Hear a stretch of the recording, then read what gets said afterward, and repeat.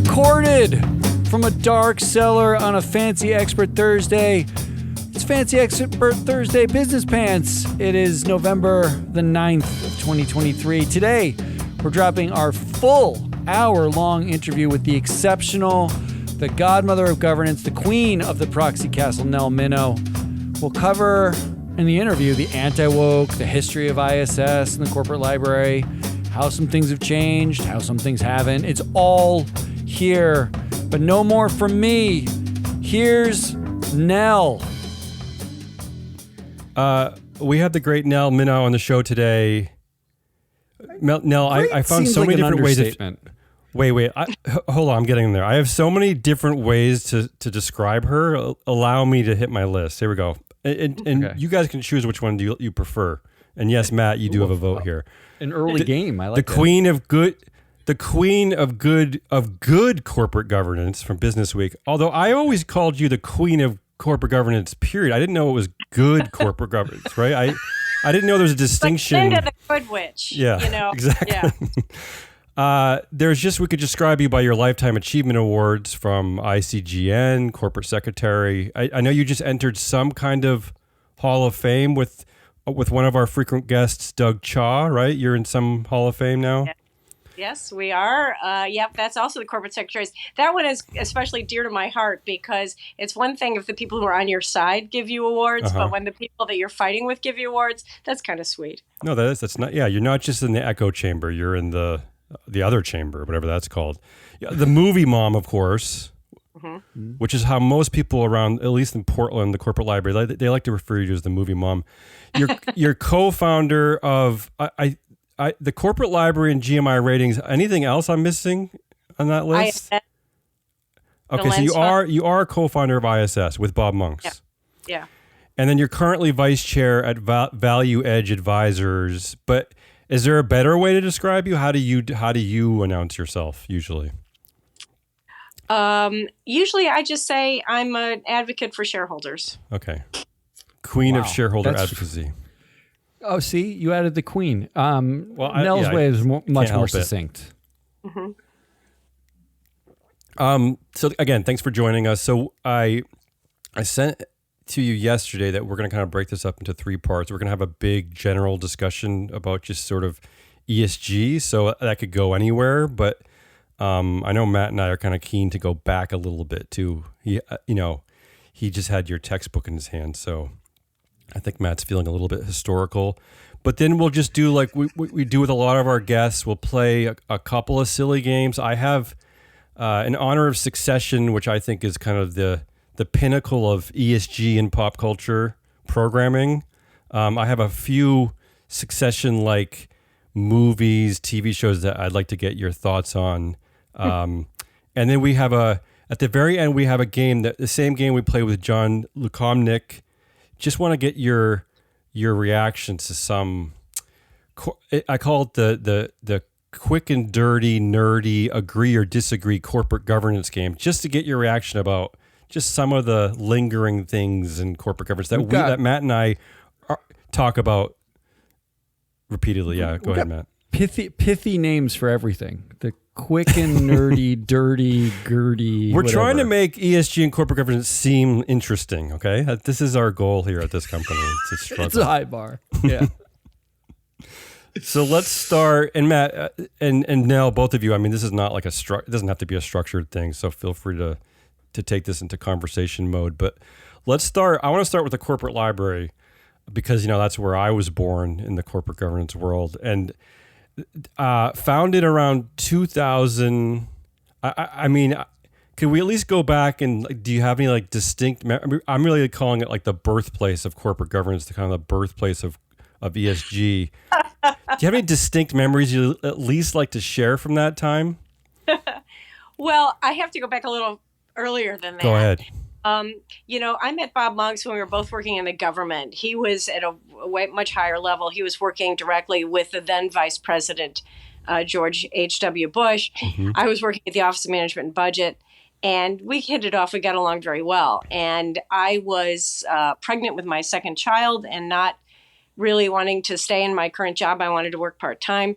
And he said, well, I'm starting this new company, Institutional Shareholder Services, and we're going to guide large institutional investors on corporate governance. And of that sentence, I was familiar with the words guide and but none of it, I didn't know anything about any of the other words. And certainly none of the things that I have done in the world of corporate governance ever came up when I was in law school. Nothing at all like what I learned in law school. So he explained it to me and said I could work part-time and said, and I said to myself, well, this is great. It's never going anywhere. The entrenched interests and the corporations will never let this move forward. And we can have a lot of fun, and we can be on the side of the good guys and write some interesting op-eds and file some amicus briefs. And I'll work part-time forever because it's never going to get off the ground. Well, Bob Monks was and is an incredible visionary. He was 100% right. We hit the ground just as the world of corporate governance was beginning. And the reason for that was that there was like a crash of two different forces on the same railroad track, rushing at each other. One of them was the rise of the large institutional investor, the mutual funds, the pension funds, the index funds, which made all of a sudden a group of shareholders who were big enough and smart enough and stuck enough to care about the issues that were put to them on proxy cards. And the other was because of the creation of securities that could make any size of transaction possible, including a lot of hostile transactions, you all of a sudden had this huge number of abuses of shareholders. Right. So it doesn't really matter that much if all you're voting on is reelect the board of directors, approve the auditors. But if all of a sudden you've got all these very thorny issues about golden parachutes and greenmail, you've got a bunch of investors who, as I said, are big and stuck and smart, and they're fiduciaries. They have to do a good job. All of a sudden, they were saying, like, where is the independent guidance that we can get on these issues? So Bob was just an incredible visionary right from the beginning. And that was the creation of ISS. And when we sold ISS, we sold the other company we started, an investment fund. Lens. The part that we really liked the best, that was Lens, yeah. The part we really liked the best was our in-house research. And we said, let's keep that part. And we'll give it, because our reputations at that time were very, that we were very conflict oriented. We said, we'll give it the most boring name we can think of, the most boring institutional name we can come up with. And Rick Marshall came up with the name, the Corporate Library. Yeah. And so that's how it got called, the Corporate Library. And I said, okay, something I've always wanted to do is look at CEO employment contracts, which are public, but nobody ever looks at them. So let's do two things. We'll write to all the companies and we'll say, could you send us your CEO employment contract? And we'll grade them on how quickly they respond. And we'll evaluate the contracts. And we did.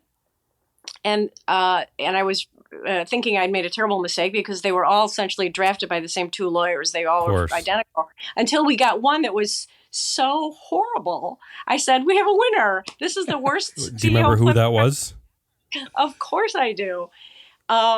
It was a Global Crossing. Global Crossing, right, yeah. And that one had, not only was the make and model of the Mercedes he was being given as a Nice. spelled out, and not only was he had to move from the East Coast to the West Coast, as one often does. You have to move when you have a new job. Sure. Well, they were going to pay all his expenses. That's fine, but they were also going to fly his family out to visit him once a month, first class, including his mother. This is all in the contract. They're going to First class, yeah. His mom. Wow. Visit him. Yeah. But the part which I knew the mother thing would be fun, but the part that really got me was that they were giving him 2 million options at $10 a share below market. So, which was okay. Yeah, options that options are supposed to align your interests with the shareholders. Right. Yeah, above market. Above market. was the point? Exactly. But there's nothing illegal about that, right? I mean, it's technically okay. And okay, it was proposed. Yeah, sure. Of course, it was terrible. So that's between him and the IRS. It's not illegal. So That became later on the 11th biggest bankruptcy in the history of the United States. Mm-hmm. So that made us look smart. It was all the trips from his mom. I mean, it was like Yeah. 80% of it. As I said at the time, I'm a mom, and we moms love it when our boys want to spend time with us. Yeah. But we're not proud of them when they externalize those costs onto the shareholders. Mm-hmm. That's what all my mom says. Yeah. Yeah, I say that all the time to my son. So anyway, that's how the corporate library got started. And then later we merged with a couple of, or bought a couple of other companies and took the name. So before the corporate library started to build a database and to start actual ratings, what was the original intention? Just a place to do research? Kind of you wanted to kind of write articles and write letters, that kind of a thing? Or did you, at that point early on, did you think you were going to want to rate companies, and like what was the intention? Well, my dream ever since I had been at ISS was to rate boards of directors like bonds. There was a idea that you just automatically vote for the board, but of course the board is picked by and paid by and informed by the CEO, and some of them are better than others. When I first got into this business, it's hard to believe, but O.J. Simpson was on 5 boards. Yeah, definitely. And was one Comcast, half of right? the audit committee. Yeah, he was on the audit committee of one of them. Right. Even though I didn't know anything more about auditing, than a toddler. So that would be the kind of thing that I would explain to the shareholders. I say this should be a risk factor for you. If somebody puts O.J. Simpson on the audit committee, that isn't because he wants the audit committee to do a good job. Mm-hmm. So, and there were a number of people who were on 10 boards, and that was not good either. So I said, they have to tell you whether they attend at least 75% of the meetings, and if they don't, maybe that's something we should respond to in some way. So I said, Sure. So the corporate library really began with this idea that we were going to rate boards of directors in terms of the risk that they provide for an investor. Well, we couldn't get any investors interested in it, but we did get, I thought this was the greatest market test in the world, the director and officer liability insurers interested. Right.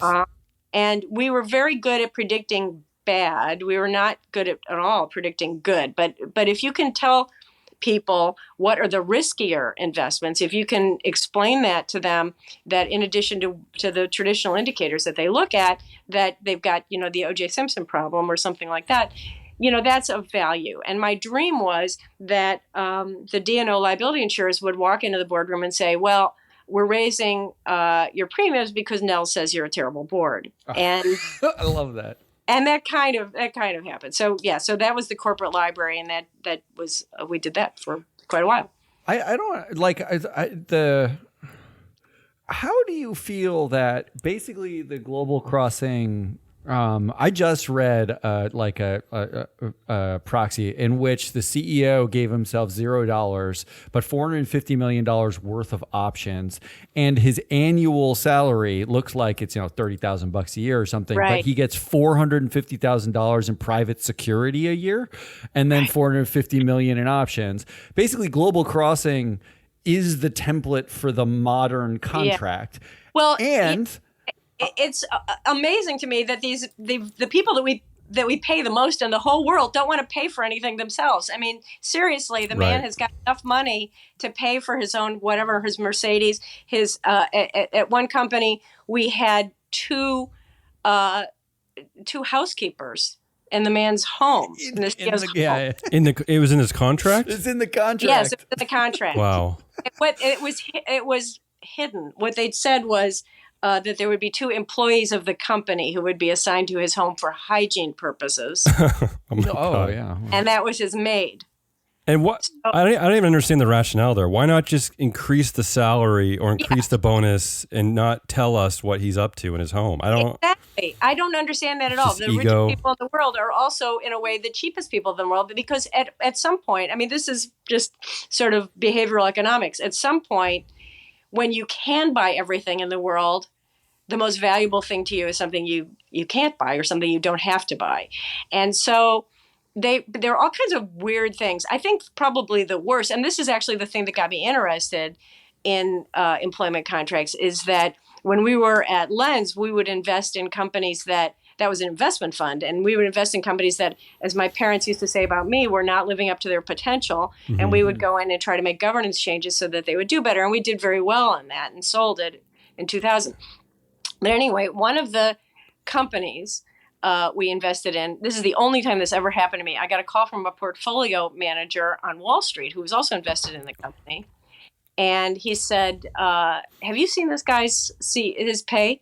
And I said, yeah, I read the proxy. He went without a bonus because the company didn't meet its goals. I thought that was actually pretty good. He said, ugh,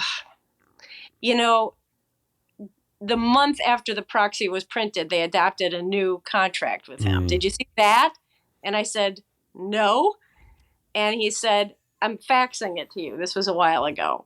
So he faxed it to me, and standing in the room with the fax machine, I read it as it came off, and then I immediately faxed it to the New York Times, which printed it, and he was fired a month later. So here's what was in his contract. As I said, they hadn't met their goals. The stock was tanking, and he was awarded, first of all, his homes and the taxes on his 2 homes were going to be paid for by the company. Sure. Because he needed them to do his job, as opposed to the rest of us who just have our homes as a hobby or something. Right. I don't. Okay, fine. But also, he had a 5-year pay or play. So he was fired, but he did get the full 5 years, the present 5 years. But the thing that really blew my mind was that he got a boatload of stock options at a strike price to be named later. Oh. So they were going to wait to see how low the stock was going to go before they decided. Who was this? This was CEO. Oh my gosh, I'm gonna have to think about it for a minute. I'll have to tell you later. Okay. I can't remember the name of the company right now. Wow. But here's the thing. I mean, like, global crossing effectively becomes a template for future employment contracts that we're seeing still today, like with their insanity. It's just kind of backwards insanity. And the dream of rating directors, right? Which we are currently trying to do ourselves now, like years and years later, we're still getting the same reactions that you got. Investors aren't interested. And the directors of that board okay the contract and then fire him. Has anything changed? I mean, like, I know things have changed in terms of like things get disclosed more, but it does seem like there's a certain entrenchment in the expectations of directors and CEOs, and that hasn't really. I have a very Dickensian best of times, worst of times feeling about it, because as I think back on Bob and me in the early days of ISS, because it took us 3 years before we got any client other than Bob's college friend who took pity on him. We need some college friends, Matt. Apparently that's what we're missing. Yeah. And so we had a lot of time to talk about things and say, how will we know if we've succeeded? Sure. And one of the ways was that corporate governance would be taught in business schools and law schools. That certainly has happened. But overall, I would say that boards are vastly better than they were. No, there's no doubt. Yeah. No, we don't have the O.J. Simpsons. We don't have the museum director who was on the risk committee at was it Lehman Brothers. We don't have, so all of that vastly better. There was a brief period where directors were getting retirement plans. You don't need a retirement plan from a part-time job. Thank goodness for the wonderful shareholder activist Bill Steiner. He knocked all of those out in the pace of a couple of years. So, and investors are vastly more engaged, more interested, more aware of these issues than they ever were. So all of that, very good. I just read something about how investors are really pushing back on golden parachutes. Good for them. Thanks to Sarbanes-Oxley and Dodd-Frank, yes, we have better disclosure, but we also have more shareholder power. Shareholders have say on pay. It may not be a lot, but it's a little. And there are many more shareholder proposals. So I think in some ways things are a lot better. Certainly with regard to CEO pay. I mean, I laugh now when I think that the first CEO pay plan I ever complained about was $11 million, which is chump change today. Yeah. I wanted to talk about CEO pay specifically because it does seem to be the one area that the popular culture has caught up to. Like you see it in the vernacular of it's the one element of corporate governance of ESG that people it really just it gets their attention, right? And in fact, in the United Auto Workers strike against the Ford, GM, and Stellantis, they use CEO pay ratio as a way to kind of get at the emotions of regular people. So the SAG and Writers Guild. Right, exactly. Right. And Netflix was an easy target there because they have two co-CEOs making hundreds of millions of dollars. But no. So they have two co-CEOs and an executive and a founder. chair founder. Right, that's like true. They're basically That's true. 3 CEOs. So my question is then why do those totals? They keep just astronomically rising at this very steady pace. And even though there's a mechanism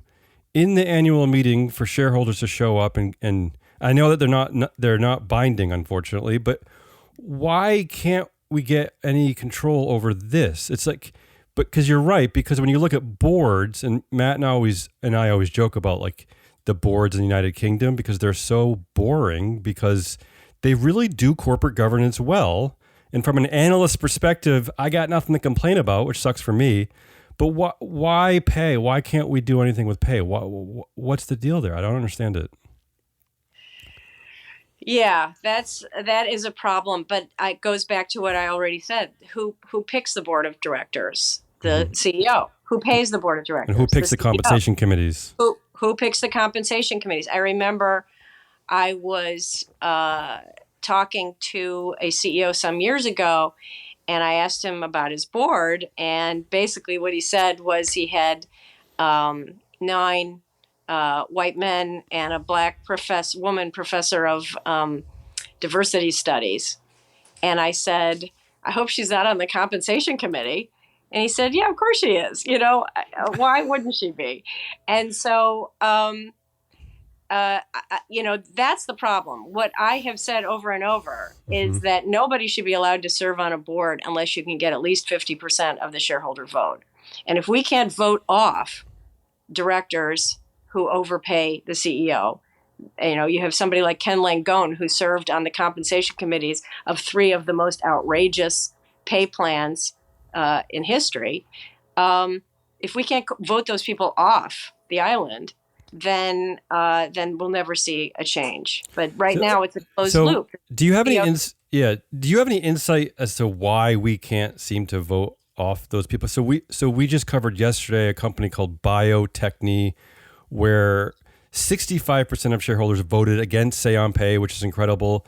But one thing we always look at, we cover this almost weekly, is that none of these shareholders targeted the compensation committee that has been coming up with these terrible pay plans year after year. In fact, Matt, we have potential clients pushing back on us saying, we don't want you to rate directors. We think you're being a little too aggressive. We don't want to offend directors. So you have any insight as to what's going on? Why is everyone a snowflake? I just don't, we just don't understand. I mean, and why wouldn't, I said a lot of things. Why wouldn't investors at least target the compensation committee if they're so angry at the pay plan? I completely agree with you. And I have said over and over to institutional shareholders, if you're voting against the pay plan, vote against the comp committee. Otherwise, it's not meaningful at all. Yeah. Also said, when I have spoken to securities analysts, why isn't this a bigger factor? Since it's the single best predictor of bad results, why don't you look at CEO pay? Because the less sensitive... Is that right? Performance. Yeah, the less sensitive it is to performance, the worse performance we get. Right. And that's been proven over and over and over and over. So I don't really know. I will say this, as much as I love the institutional shareholder community, generally speaking, unless you're Ackman or ICANN or somebody like that, you don't go into that line of work if you like to be out front and you like to rattle the cages and you like to make changes.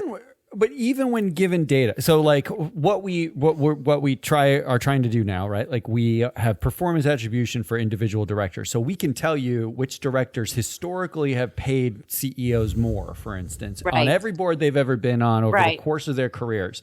And when presented the data in advance, right, like as in saying, well, they are not paying the CEO a lot now, but you just added a director who has a history of paying a lot. I went to that person. There's so much that's obvious when you just now you have a data set in front of you, and we are told routinely that like the data, we don't have enough data, like ISS, we get told now ISS and Glass Lewis are black boxes. And, but when presented the data, they say, wow, that feels really aggressive. And it's like, I don't like it feels as if institutional investors have decided that we all live in, Prairie Home Companion where everybody's above average and, all the women are strong. And it's like 96% is the average vote for a director.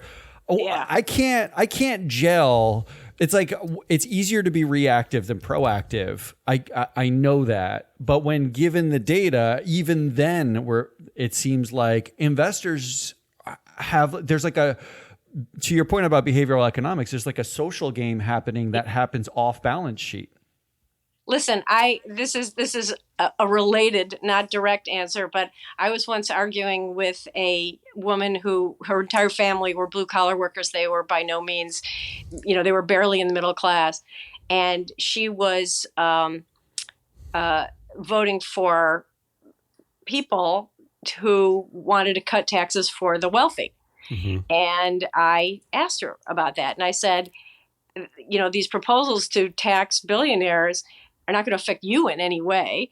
They will benefit you because you will perhaps pay fewer taxes, but the taxes will go for communities and all kinds of good things. In fact, one of her daughters-in-law was a teacher. I said, this is what taxes do. And she said, but someday my son could be a billionaire. Right. I mean, yeah. So I rode a unicorn to work today. Yeah. It's subverting the American dream in some way. Yeah, exactly. Yeah. Uh-huh. And so I think there's sort of that cowboy ethos. But believe me, what you're asking has been a big frustration in my life since I've been in this field, because I am somebody who is an advocate. I do speak out. I do want to rattle cages. I do want to change things. And it's very, very hard to get, to move the sleeping elephant. I want to jump to a different topic. And the reason why I started with the corporate library, because I kind of wanted, to now that we're 20 years later, at least from the corporate library, but even further from, of course, when you met Bob, the anti-ESG, anti-woke movement, we don't really know what to call it over here. This is a topic that we didn't think we would be covering when we started our company, but now, of course, it is a weekly occurrence. And I know you testified in front of Congress recently. Matt and I watched together and loved your testimony. But quick thoughts on the anti-ESG movement? Like, it's not. Could have you predicted it? Go ahead. Look, it calls itself an anti-ESG movement. Well, I'm calling it that. I don't know. Yeah, that's fine. It calls itself an anti-ESG movement in the same way the anti-reproductive rights people call themselves pro-life. It's a fake term, and It has nothing to do with anything. And even the people who call themselves anti-ESG are pretty much okay with G and some of S. Well, that's the joke. Yeah, that's our joke, is that they are ESG analysts. They're just, of course they are. Yes. They assign different weights to all of the facts. And of course that's true. And, who is one of the biggest, in terms of rhetoric, one of the biggest anti-ESG figures is presidential candidate Vivek Ramaswamy. Yeah. But his financial disclosures show that his personal investments are very ESG oriented. So he started an anti-ESG fund, which is underperforming, and he started an anti-ESG proxy advisory service, which, as far as I can tell, only has one client. And as far as I asked them for a copy of one of their analyses, but they didn't send it to me. Mm-hmm. And I've been told their analysis is just vote with management. That's what they're promoting. So, it's just completely phony. It is hugely funded by the fossil fuel companies. And it is absolute baloney. And I have testified before Congress many, many times. I'm used to being asked very tough questions. I enjoy that because, to be honest with you, I do this stuff 24/7. They do it 1 week out of the year. It shows. And can I just say, it definitely shows in those hearings. Yeah. Yeah. But in this case, they didn't ask me hard questions. They just pretended I wasn't there. And every time the four men who were testifying on behalf of the Republicans said things that were absolutely not true, I would say, well, actually, for example, they would say, they love this term, they would say Glass Lewis and ISS are a duopoly and no one can compete. And I said, well, as a matter of fact, presidential candidate Vivek Ramaswamy, as a side hustle, set up this competitor. So obviously that's not true. I said, I've done it before. I could set up one in 2 weeks. Right. And it would be easier now than it was when we did it, because believe it or not, we had to get everything on paper. They didn't have everything online. We had to get the proxy statements and mail our analyses out on paper. We had a Xerox machine going all the time. So it's a lot easier to do it now. And also the industry's been established. It's a lot easier. I said that's ridiculous to say that's a duopoly. Or, so and they would talk about the incredible burdensome of shareholder proposals. And I would say, give me an example of a shareholder proposal that you think is not legitimate to be voted on by the shareholders. They don't have one. You threw out a stat during the congressional hearing about you're really talking about 2% of all proposals, 98% are just directors. And you're talking about it for the top 50 companies, the biggest companies in the world. Only, right? Yeah. These are the people who are the most well-funded. So when you're talking about the difficulty in responding to a shareholder proposal, you're talking about who? Amazon's difficulty or what? What are we talking exactly. about? Exactly. That's what their lawyers are there for. And when they say, it's self-reported. They say it costs us this amount of money to respond to these things. That's not an audited figure. I think they just made it up. So, the number they made up, actually, frankly, was something like $150,000 or $600,000. It was less than $1 million per proposal to companies that literally are making billions and billions a second. Right? Well, what are we talking about? But why wouldn't you want to know what your shareholders think? Yeah. It's non-binding. Worst thing that could happen is 100% of your shareholders vote in favor of the proposal, and then you go tell them, go back home. We'll see you next year. Which they do. It's absolutely ridiculous. And what's particularly galling to me is that the Republican Party, which is supposed to stand for free markets and economic rationality, is promoting this sort of nanny state idea that the smartest financial experts in the world are so ignorant and lazy that they cannot evaluate what this is what makes our head spin constantly. I guess it's the true irony to me is that one of the pioneers of corporate governance came from the Reagan administration. And enough said there. That's Bob Monks. And now we're flash forward to the future, and the party of Reagan is now trying to bring corporations to its knees. It's a funny irony, But both working. I'm a Democrat, but we met working in the Reagan administration. Right. I mean, credit where credit is due here, because Vivek was on our show before he announced his run. Unfortunately. And one of the things when you analyze Strive, I know this is something that Sustainalytics or Morningstar did, but they actually didn't look at the director votes. They don't actually vote entirely with management. They vote out in a 2-to-1 ratio women on boards. They actually tend to find powerful women, and the data is showing us that they target powerful women and vote no against them. Now they're so pitifully small as to not make a difference. I'm glad you brought this up. Yeah. But and then you have, and you wrote about this, the Microsoft proposal. Yes. The national, unbelievable. It does seem that there is a war, there's a very clever sort of underhanded war against any brown people, people who identify as women. It is a social construct to mask what you showed as the fossil fuel industry's funding of this. And I'm wondering if it's just a distraction. It might be the most brilliant distraction tactic ever. Well, I think one of the things that drives me bananas, and that I've spent the last, when I think back in the end of my life in the pandemic, this is what I'm going to think about, because this is what I spent my time during the pandemic, is that the fossil fuel companies and other corporations have created dozens, possibly hundreds of these fake groups with names like the Franklin Institute or the National Center on Legal Policy. Yeah. And they're all funded by the same people. They are run by the same people. And they file comments with the government on rulemakings that appear to be coming from objective private think tanks that are absolutely bonkers.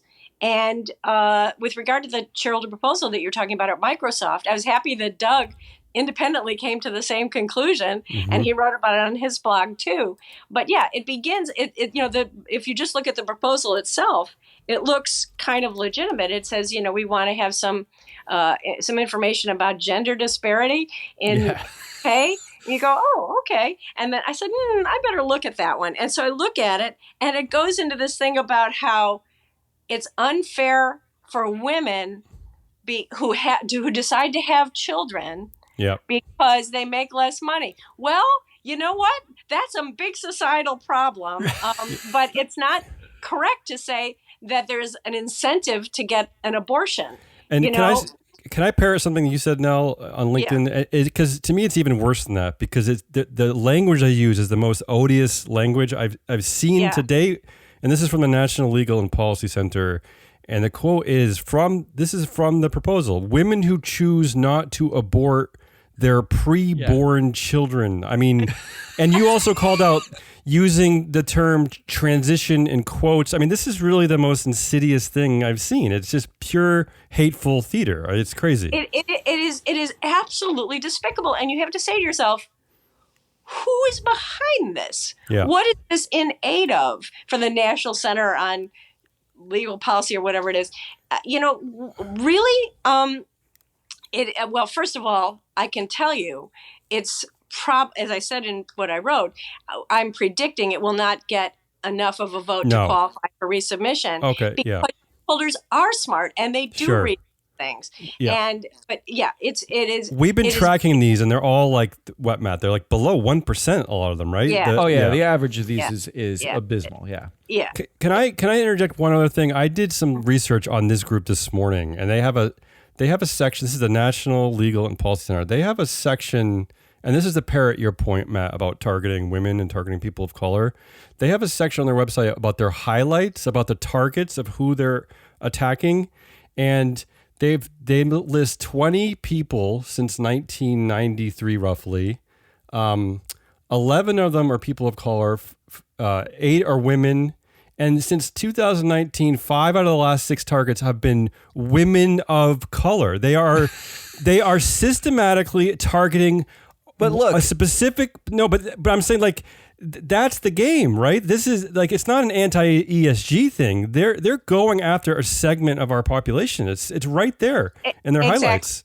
And yet they call themselves the National Center on Legal Policy. Yeah, white national, I suppose. I don't. Yeah, no, but seriously, like, it's right there in the data they present. Yeah.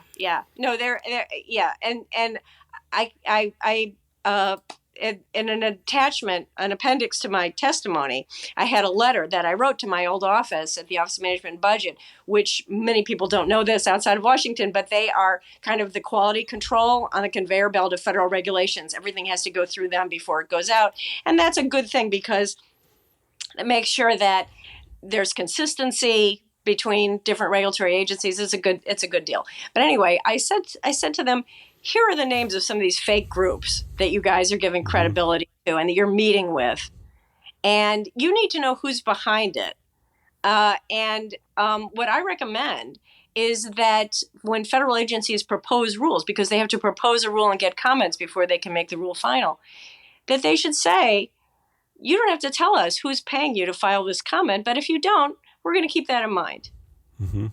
Yeah. Yeah, well, comply or explain, kind of. It's basically a version of that. And the funders, if you look at SourceWatch, you can see who's behind the National Center. There are 2 groups that are like in the same office: the National Center on Legal Policy and the National Policy Center for whatever. It's the same name, basically. Basically the same name. Yeah. And that's another thing. If I were spending $100,000 to fight shareholder proposals, I would have taken those 2 to the SEC and said, "This is the same group under 2 different names." Yeah. Knock it out. Yeah, let's play the short game. Okay. Why don't we start with we'll stay in the ESG discussion. Let's go to the quick and dirty, nerdy, agree or disagree corporate governance game. Catchy names all the time. This is what we do. I was a writing major at Oberlin. I had to come up with things. It sounds like it sounds like what you get at IHOP, Yeah, it does. It does. It's the Without number the 3 indigestion, at IHOP. or maybe with Yeah. the indigestion. I don't know. All right. All right, go for it. So here we go. Pretty simple, pretty nerdy. First one, disparate voting rights. The non one share, one vote. Should they just be completely banned?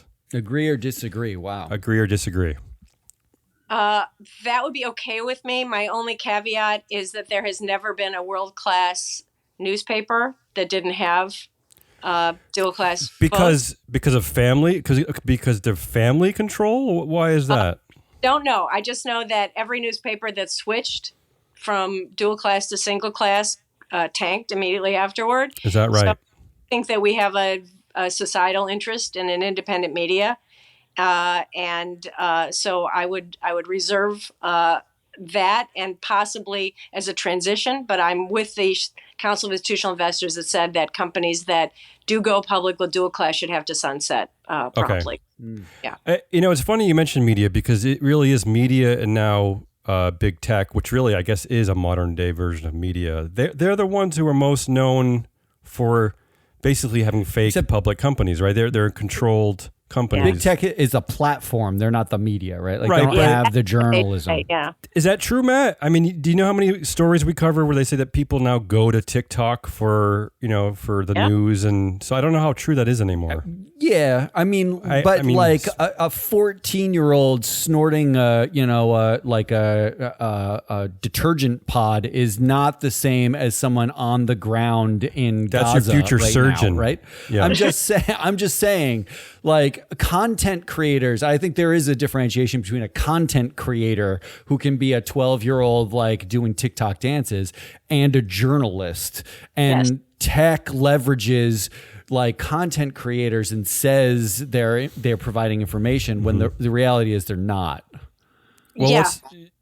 Okay, there's a lot to say about that, but go on to your next question. Well, this is something we talk about all the time. This is Matt. This is your favorite topic. Controlled companies. Companies like Meta platforms, as an example. Right. We call them here fake public companies. Right. What we're wondering is that should they even be allowed anymore to list on these exchanges? Like, why? I know there's a controlled company exemption, but why? And the question is here: should they just be considered private? Should we move on from controlled companies? The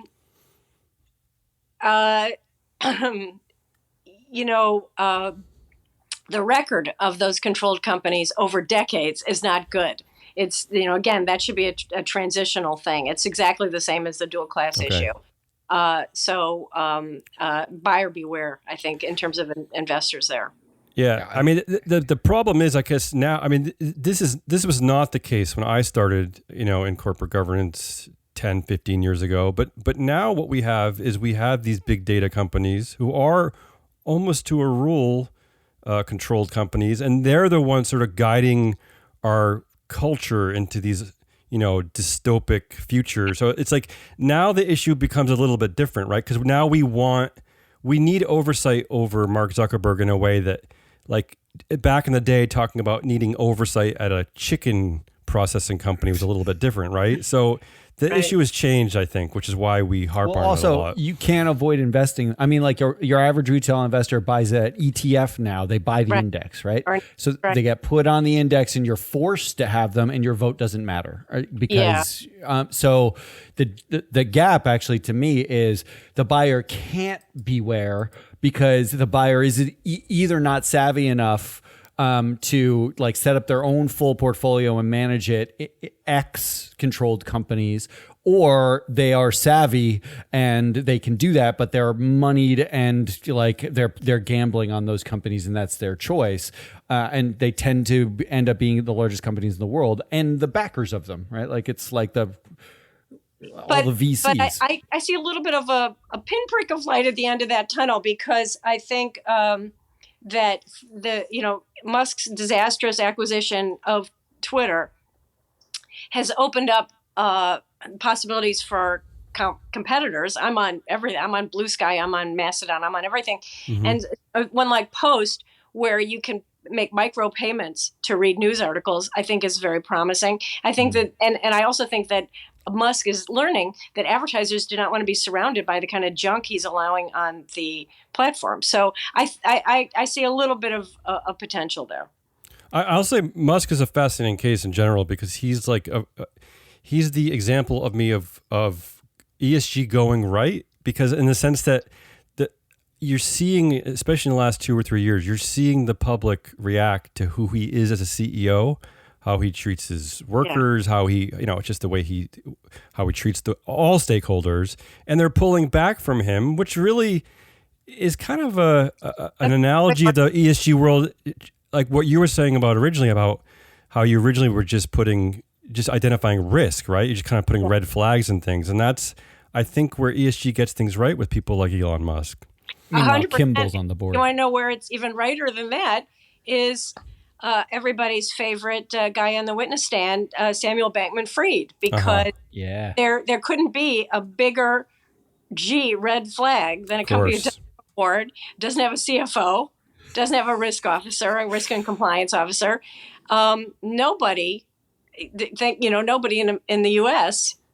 could possibly have thought about investing in him with any kind of rational assessment. Right. I'm in the middle of Michael Lewis's book. I've read his book, which I love, and I disagree with a lot of criticism of it. And I'm now reading Number Go Up, which is the other book about crypto, which I'm enjoying very much. And I will send you guys the article I wrote about my ideas about crypto. Great. I love it. Next question. This is one I can't find a lot of people to agree with me on this one. CEOs should be excluded from boards.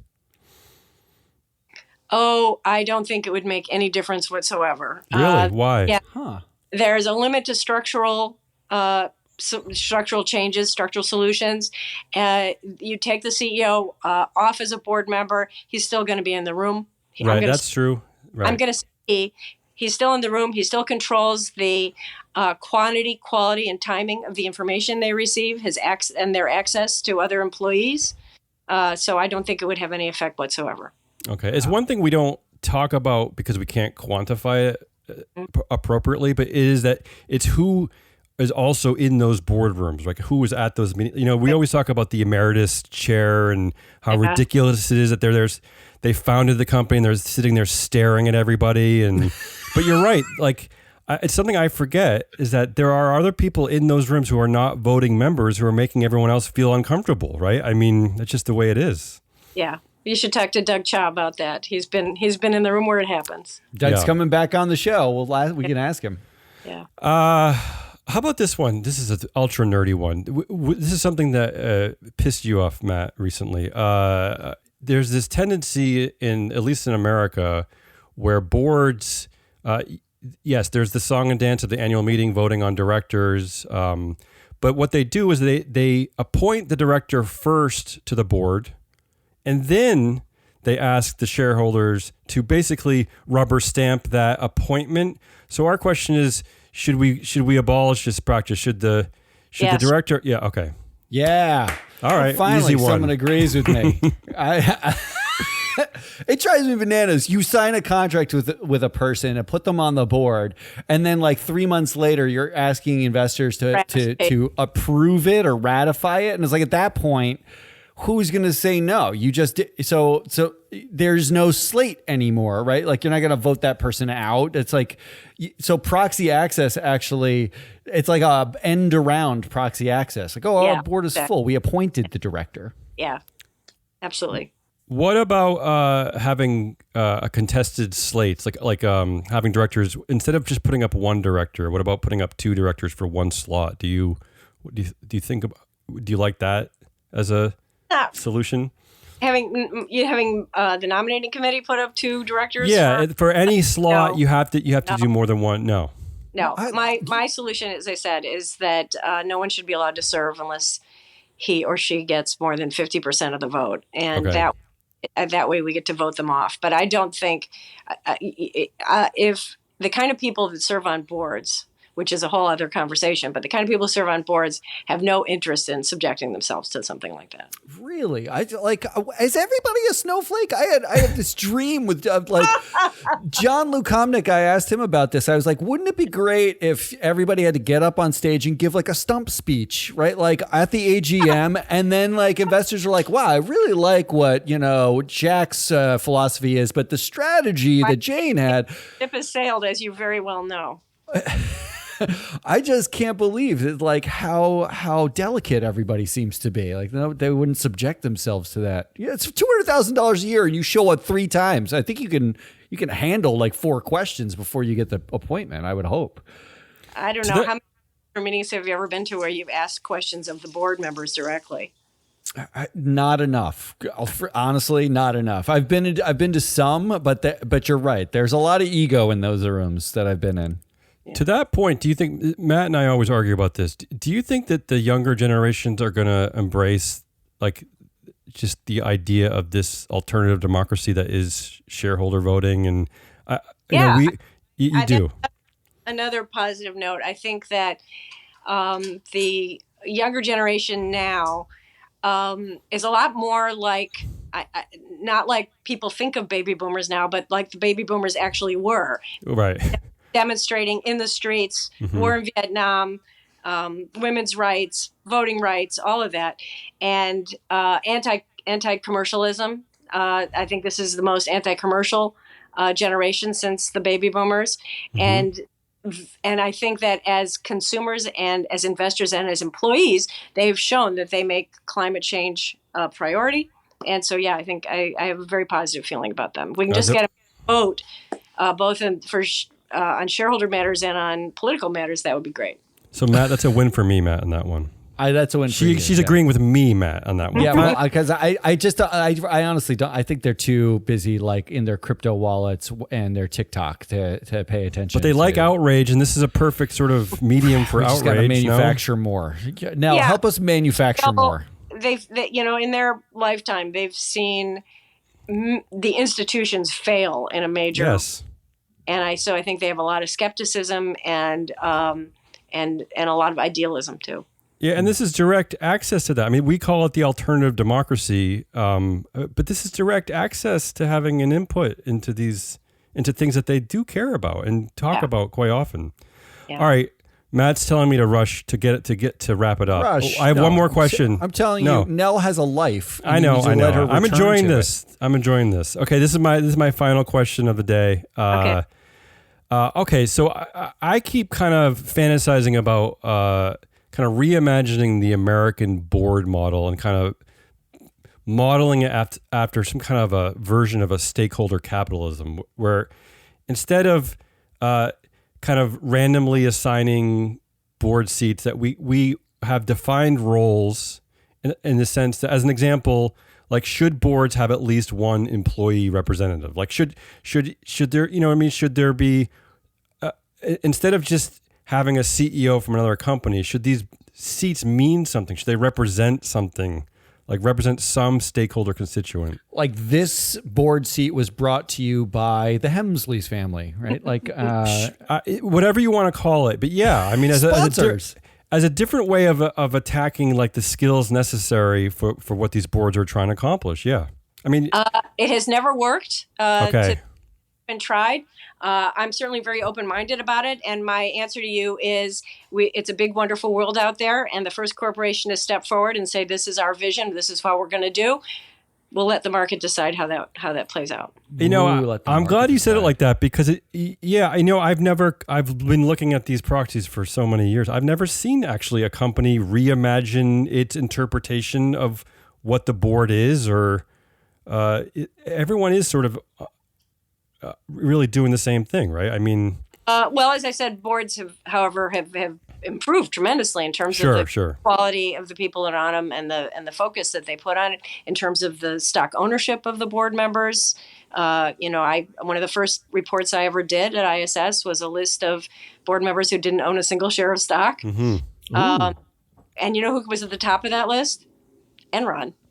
Ah. Well, they were busy selling off the stock. Yeah. Anyway, so and at that time, Enron was everybody's darling. Everybody loved it. But if the directors don't want to buy the stock, then that should tell you the canaries are dying in the coal mine. So when I say to the extent it's been tried, I'm thinking about Germany, where they have the second board. I'm thinking about companies where the employees owned the company, like United Airlines for a while, and there was a mining company where the employees owned it, and all of them have turned out very badly. There have been companies where the ESOP owned the company, turned out very badly. So nobody's figured out. Interesting. What makes the model bad in, like, say, Germany, for example? Is it just too many people in the boardroom? Like what? The rhetoric is very, very far from the reality. Okay. The employee board has almost no authority. They're muted. Okay. Yeah. No surprise. Okay. So, yeah. That's all I have, Matt. You want to wrap us up? You have any final words? Now, this was awesome. Whatever moniker you want to go by, the godmother, friend to the show, of governance, the maestro of corporate accountability, whatever you like, movie mom, all the things. But I had like in the run up to this, I was thinking about like, oh, we should do games about like which movie characters that are Next billionaires would you vote against, or like what? Like I had like they're just about corporate governance. Yes. Sweet is a classic movie. It's a Woman's World is a CEO Succession movie. Those are movies from the 40s. And of course, I have a whole long list of corporate governance movies that. I didn't know this. See, and this is one that you've never heard of. That is the one that I recommend the most often. It's based on a true story.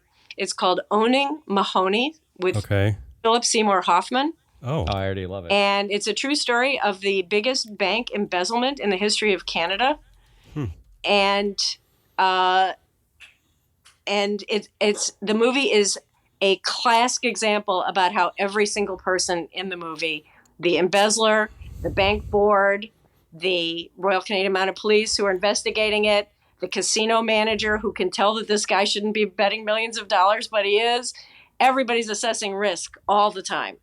And some do it better. The company, the bank turns down in the first scene of the movie. The bank turns down one of their biggest depositors for a loan, and she's the one because they're totally misassessing the risk because her account is about to be embezzled. So, so it's a wonderful, wonderful corporate governance movie, and of course, Philip Seymour Hoffman, absolutely terrific. Great. These are all the places that we need to go next time. That's it. A huge thanks to Nell for joining us.